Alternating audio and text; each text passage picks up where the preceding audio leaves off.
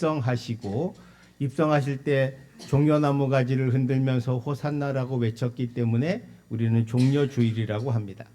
어린 나귀 새끼를 타고 들어가시는 주님, 그리고 환호하는 뒤에서 따르는 제자들, 수많은 수백 명, 그 다음에 예루살렘 성에서 환호하는 사람들의 모습을 우리가 보면서 야, 정말 아름답구나, 은혜롭구나 라고 생각할 수 있지만 사실은 그 이면을 잘 들여다보면 예수님의 생각과 제자들의 생각과 종려나무 가지를 흔들면서 호산나라고 외치는 그 사람들의, 백성들의 생각이 다 다르다는 것을 우리는 알 수 있습니다.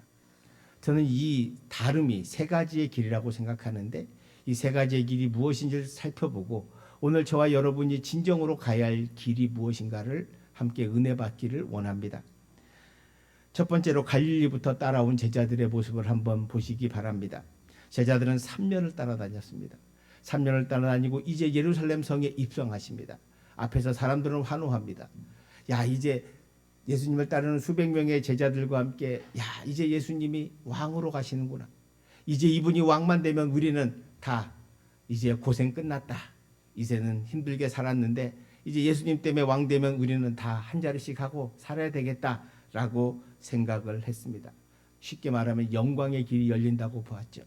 그래서 세베대의 아들 야고보와 요한은 그 어머니가 자기 아들들 좌우편 우편에 세워달라고 로비도 하고 그 소식을 들은 제자들은 화를 내고 서로 싸우면서 내가 높아, 내가 더 높은 자리 갈 거야, 아니 내가 더 높은 거야 라고 하면서 싸웠던 모습들을 우리가 보고 있습니다. 근데 사실 예수님은 이미 제자들에게 내가 어디로 가는지, 예루살렘에 무엇 때문에 가는지를 3번이나 예고하셨습니다. 그런데 제자들은 그거 귀담아 들 생각 없었죠. 마지막 3번째는 어떻게 했냐? 마태복음 20장 18, 19절에 보시면 이렇게 되어 있습니다.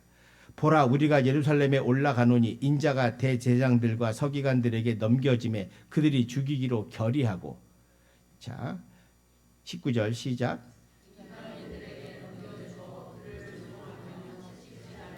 십자가에 못 박게 할 것이나 제3일에 살아나리라. 아멘. 그러니까 예수님은 이미 이 본문에서 내가 예루살렘에 왜 올라가는지 설명하고 있어요. 그래서 제사장들과 서기관들에게 넘겨지고 그들이 죽이기로 결의해서 내가 결국 조롱받으며 채찍질하며 십자가에 못 박고 죽게 될 거야. 그런데 사흘 만에 살아날 거야 라고 가르쳐 주셨단 말이에요. 그러면 제자들은 예, 주님 알겠습니다. 그럼 저도 주님의 길을 따르겠습니다 라고 하는 게 맞죠. 그런데 전혀 듣지 않습니다. 들어도 못 들은 척 하는 건지 아니면 안 들리는 건지는 모르겠으나 그들은 외면합니다. 왜냐하면 예루살렘에서 이렇게 힘없이 죽으시면 자기들의 그간의 수고가 너무나 헛되단 말이에요. 아니 그럴 수는 없습니다. 주님 그렇게 죽으시면 안 되죠 라고 베드로가 말렸던 이유가 바로 여기에 있습니다. 근데 결국 나중에 베드로는 예수님을 3번이나 부인하고 도망가고 다른 제자들도 도망가고 가룟 유다는 예수님을 팔아버립니다. 이게 제자들의 모습이죠. 왜 이렇게 됐을까? 지금 예수님을 예루살렘 입성하면서 따르고 있지만 그들은 자신들의 영광만을 생각했기 때문입니다. 즉 영광의 길을 갔던 거죠. 자, 두 번째로 보겠습니다. 그럼 예루살렘 성에 입성하실 때 호산나라고 노래하며 종려나무 가지를 흔들어대며 환호했던 사람들의 모습을 보겠습니다. 이들은 예수님이 오신데 저분이 누군데 그분이 갈릴리서부터 병든 자를 고치시고 그 놀라운 능력을 가지신 분이래. 파도도 걸으시고 죽은 자도 살리신데 그분이 예루살렘에 왜 오신데 그분이 왕이 되려고 오신데 이야 신났다. 혹시 저분이 수백 명을 데리고 와서 로마 군대를 물리치고 헤롯을 물리치고 우리를 해방시켜 주려고 하나보다. 우리를 더 이상 이제 로마의 압제에서 배고픔에서 벗어나 잘 먹고 잘 살게 해주려고 하나보다 라고 생각해서 나가서 환호한 거예요. 여러분 자기 외투를 바닥에 깔잖아요. 카페트처럼. 옛날이나 지금이나 외투는 싸요 비싸요?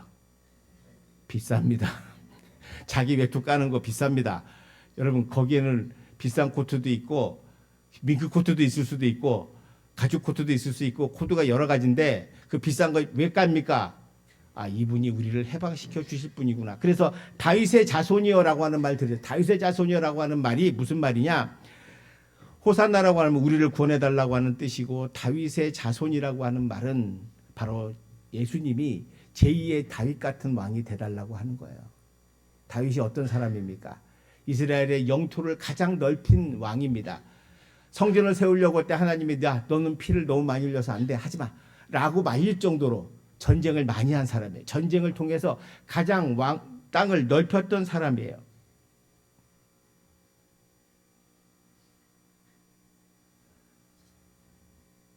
근데 바로 그렇게 호산나라고 외쳤던 거예요. 자, 오늘 8, 9절 한번 보시기 바랍니다. 어떻게 이 사람들이 환호하고 있는가. 무리의 대다수는 그들의 겉옷을 길에 펴고 다른 이들은 나뭇가지를 베어 길에 펴고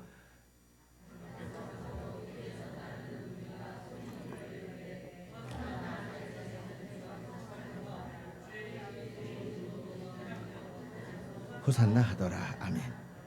지금 만약 이 사람들이 예수님이 십자가에서 죽을 거라고 생각했다면 이렇게 환영하지 않았을 거예요. 제2의 다윗으로 오셔서 로마 군대를 우리를 괴롭히고 세금 뜯어가는 저 헤롯을 어떻게 물리쳐 주셔서 다윗같이 우리를 해방시켜 주시기를 간절히 원하는 거예요. 그래서 자기 외투를 깔고 종려나무 가지를 흔들면서 호산나 우리를 구원해달라고. 우리를 구원해달라는 말이 뭐예요? 살려달라는 말이에요. 우리를 제발 살려주세요. 더 이상 힘들어서 못 살겠어요. 저 고통 속에서 우리를 건져주세요 라고 외치는 거란 말이에요. 이분들의 생각은 결국 예수님이 왕이 되셔 자기들을 해방시켜 주길 원했던 거죠. 근데 예수님이 나중에 그 길을 걷지 않죠. 그래서 어떻게 합니까? 예수를 못 박아라. 바라바를 살려줘라. 저 예수를 못 박아 죽여라 라고 소리친 사람들이 바로 그들이에요. 왜? 자신들의 생각을 배반했거든. 내가 생각했던 왕의 모습이 아니었던 거예요. 예수님의 제자들은 자기들이 생각했던 예수님이 왕의 모습이 아니어서 도망가고 예수를 팔고 바로 나흘 전에 환호하면서 호산나라고 소리쳤던 그 사람들이 예수를 못 박아 죽이라고 소리치면서 외쳤던 바로 그 사람들이었다는 것을 여러분이 기억하셔야 합니다. 여러분 한번 잘 생각해 보세요. 언제 예수님이 내가 다윗의 왕처럼 여러 나라들을 물리쳐 주겠다고 하신 적이 있으신가? 내가 너희들을 로마의 압제에서 건져줘서 내가 그래서 해방시켜 줄게 라고 주님이 사복음서를 아무리 뒤져봐도 그렇게 말한 적이 없습니다. 주님은 아까 본 대로 십자가 달려 죽으신다고 말씀하셨습니다. 근데 아무도 그 말을 귀담아 듣지 않았던 거죠. 자, 세 번째로 예수님이 가시고자 했던 그 길을 보세요. 환호합니다. 뒤에선 찬송하고 앞에선 호산나고 외투를 벗어 깔고 종려나무 가지를 흔들면서 우리 구원자라고 왕이라고 하는 그 소리를 들으면서 예수님은 무슨 생각을 했을까? 아, 그래 맞아 내가 왕이구나. 우리 백성들이 나를 환호하는구나 라고 했을까? 아니라고 생각합니다. 속으로 주여 저들은 내가 어떤 길을 가려고 하는지 모릅니다. 아니 도리어 반대로 가고 있음을 안타까워했을지도 모릅니다. 주님은 마가복음 14장 45절에서도 분명히 자기가 이 땅에 무엇 때문에 오셨는지를 설명하고 있습니다. 인자가 온 것은 섬김을 받으려 함이 아니라 도리어 섬기려 하고 자기 목숨을 많은 사람의 대속물로 주려 함이라. 이 말씀을 곳곳에서 하세요. 앞에서 계속 이 얘기를 하시고 계셨어요. 예수님이 예루살렘 성에 들어온 것은 섬김을 받는 왕이 아닙니다. 섬기려 하고 자기 목숨을 많은 사람의 대속물로 주려고 이 땅에 들어오는 거예요. 예수님이 종려 주일날 들어오신데 나귀 새끼를 타세요. 왜 나귀 새끼를 탑니까? 스가랴에 있는 말씀의 예언인 것처럼 보이지만 사실 나귀는 요즘 말로 하면 그냥 1.5톤 트럭 이런 거예요. 이런 거 타고 들어오시는 거예요. 정말로 왕으로 오시면 뭘로 타야 돼요? 백마 타고 오시면 백마 타고. 백마를 멋있게 타고 머리 휘날리면서 멋있게 타고 제자들 근데 이렇게 와야 이게 왕인 거지. 낙이 털렁털렁 타고 들어오는데 어떻게 왕이겠습니까? 근데 예수님 왜 일부러 낙이 새끼를 왜 타세요? 내가 지금 왕이 되고 너희들이 왕이라고 하지만 내가 예루살렘 성에 입성하는 것은 너희들을 위해 죽기 위해서 가는 거야.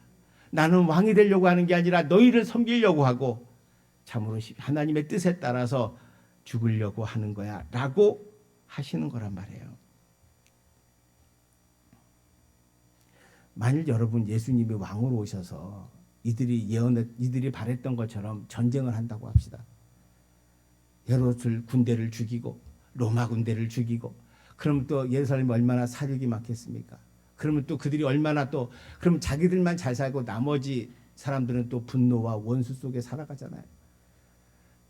지금 우리가 전쟁을 경험하고 있습니다. 미국과 이란의 전쟁과 러시아 우크라이나 전쟁 속에서 수십만 명이 죽어갔습니다.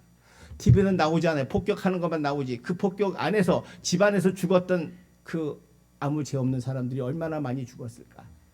지금도 이란의 그 폭격으로 수만 명이 죽었을 겁니다. 나오진 않고 있지만 그게 우리가 원하는 길인가?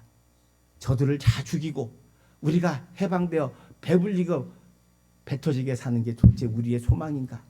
그러기 위해서 예수님이 와야 맞는가라는 거예요. 하나님의 뜻은 다른 거예요. 사람들이 왕이라는 걸, 예수님이 왕 돼서 저들을 물리쳐 달라고 하지만, 여러분 우리 배를 불리게 해달라고 우리는 대통령이나 왕한테 말할 수 있어요. 그러나 예수님은 만왕의 왕으로 오신 분은 우리에게 영생을 주시기 위해서 오셨지, 우리를 육체의 배를 불리기 위해서 오시지 않았다는 것을 여러분이 꼭 기억하시기를 축원드립니다. 메시아는 전쟁을 해서 오는 게 아니라, 누구를 죽여서 오는 게 아니라 자신을 죽여서 모든 인류를 구원하시는 것입니다. 그래서 예수님은 십자가의 길을, 죽음의 길을, 고난의 길을, 모든 사람의 죄를 대신하여 자신을 죽이는 것으로, 하나님은 예수님을 그렇게 하셨고 그 십자가의 죽으심으로 우리를 구원해 주셨습니다. 여러분, 우리가 어떤 길을 가야 합니까? 이 세 가지 길 중에 영광의 길과 자기 만족의 길이 아니라 주님처럼 십자가의 길을 걸어가야 할 줄로 믿습니다. 그럼 그 길은 어떤 길인가?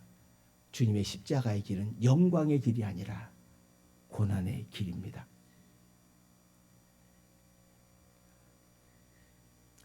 우리가 알다시피 앞에서 주님을 따르면서 우편 좌편에 서로 로비하고 싸우고 자기들이 위라고 했습니다. 도망갈 때는 다 제일 먼저 도망가고, 주님을 버릴 때는 과감하게 다 버리고 도망갔지만 그들은 오직 주님을 통해서 영광을 얻기를 원했습니다. 높은 자리를 원했던 거죠. 근데 주님은 반대로 고난의 길을 가셨습니다. 그 고난의 길은 조롱받으며 매 맞으며 살이 찢기고 뼈가 찢기는 고통 속에서도 저들의 죄를 돌리지 말아달라고 기도하시고 우리를 위해서 십자가에서 죽으셨습니다. 그것이 하나님의 뜻이었고, 그리고 나서 놀라운 것은 하나님은 사후 후에 그 예수님을 다시 부활시킴으로 말미암아 영원한 생명의 길이 무엇인가를 가르쳐 주셨습니다. 우리가 가는 그 길은 다른 사람을 죽여서 내가 행복하게 하는 게 아닙니다. 모든 사람이 함께 주님의 은혜 가운데 걸어가는 길이요, 사랑의 길이요, 고난의 길이지만 그 길이 축복의 길임을 우리 모두 믿으시기를 축원드리고, 그 길로 걸어가는 저와 여러분 되시기를 주님의 이름으로 축원드립니다. 두 번째, 주님이 가신 십자가의 길은 죽음의 길이었다는 걸 기억하십시오. 제자들이나 환호하던 백성들은 저분을 따르면 우리가 영광을 얻고 배부르게 되고 행복하게 될 거야 라고 따릅니다. 부귀영화를 누릴 거라고 생각합니다. 근데 주님은 그렇게 하면 너희들은 결코 나를 따라올 수 없다고, 제자가 될 수 없다고 말씀하셨습니다. 우리는 주님과 함께 죽어야 합니다. 우리가 다음 주에 부활의 기쁨을 누리길 원한다면 여러분이 예수 그리스도 안에서 죽어야 하는 거죠. 사도 바울이 이런 고백을 했습니다. 나는 날마다 죽노라. 여러분, 이 말이 무슨 말인지 아십니까?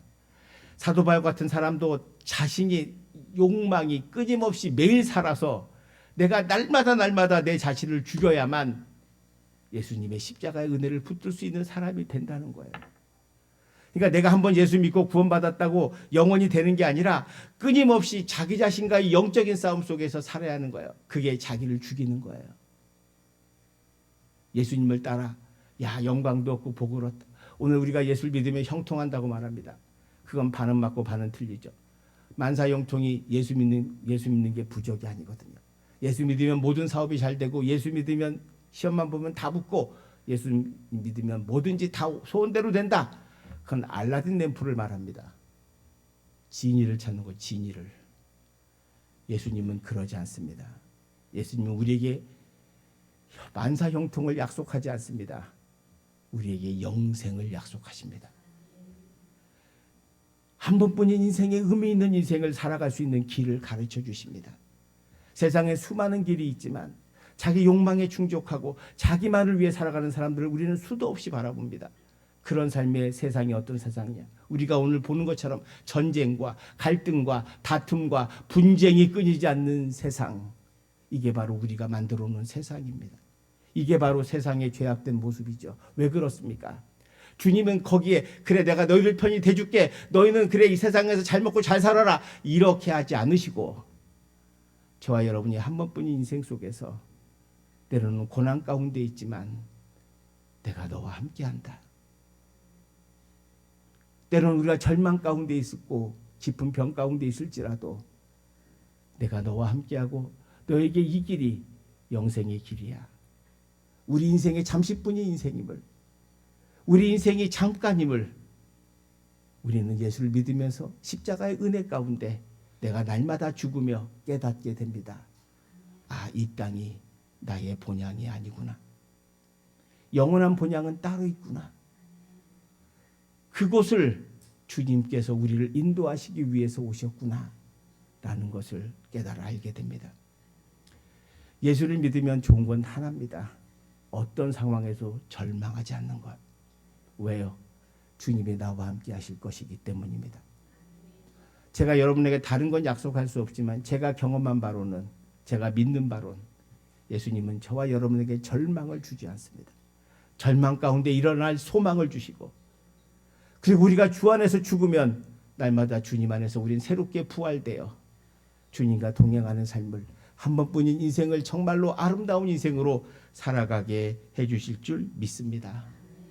사도 바울은 갈라디아서 2장 10절에서 내 안에 내가 사는 것이 아니오 이제 예수 그리스도께서 사신 것이라, 이거 하나를 위해서 사도 바울은 끊임없이 기도하며 주의 십자가를 붙들고 자신을 죽였습니다. 그래서 이제 내가 죽고 내 안에 예수 그리스도가 사시면 어떻게 되는가?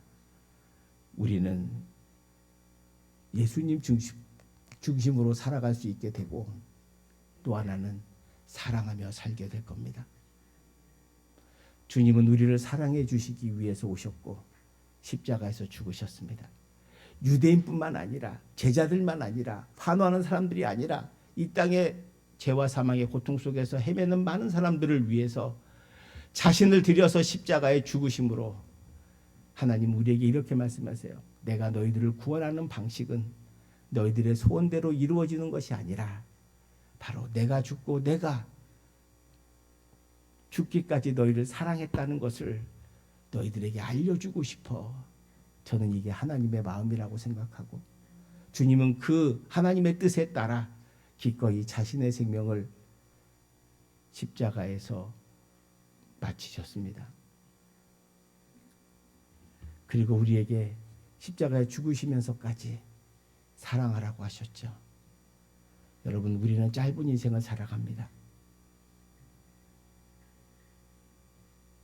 우리가 얼마나 미워하고 살아야, 얼마나 싸우고 살아야, 얼마나 화내고 살아야 여러분의 마음이 편해지겠습니까? 우리가 진정 주님 안에서 죽었다는 것은 나의 원수를 사랑하는 것입니다. 여러분, 예수님도 말씀하세요. 내가 좋아하는 사람을 사랑하는 것은 누구라도 한다. 원수를 사랑하고 나를 핍박하는 자를 위하여 기도해 주는 것, 그것이 진정한 그리스도의 모습입니다. 그리고 예수님도 그렇게 보이셨고요.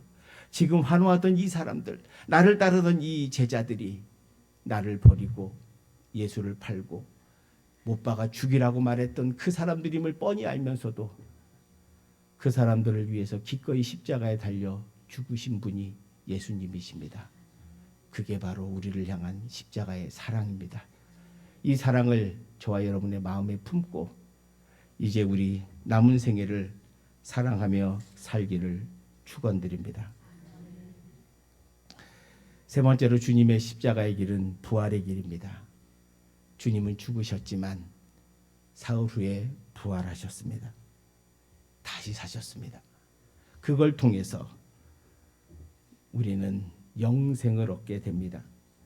요한복음 11장 25절 26절에 이렇게 말씀하십니다. 우리 한번 같이 봉독할까요? 나는 부활이요 생명이니 나를 믿는 자는 죽어도 살겠고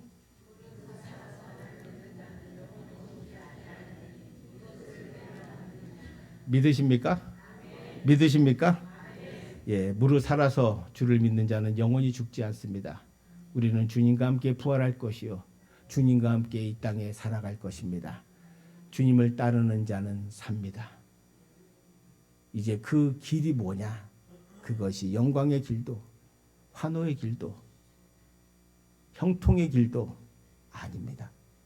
오직 십자가의 길입니다. 그 십자가의 길을 같이 갑시다.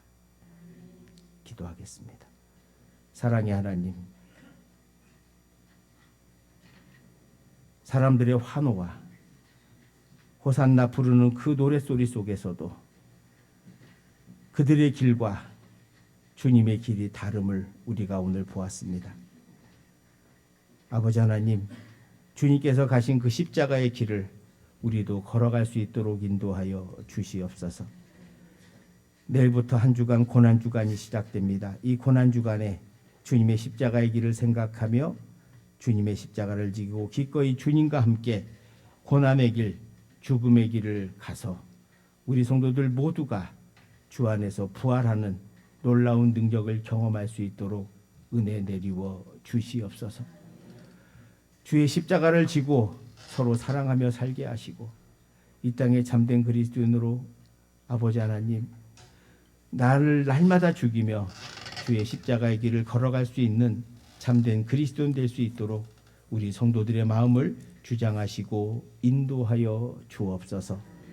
감사드리며 예수님 이름으로 기도하옵나이다. 아멘.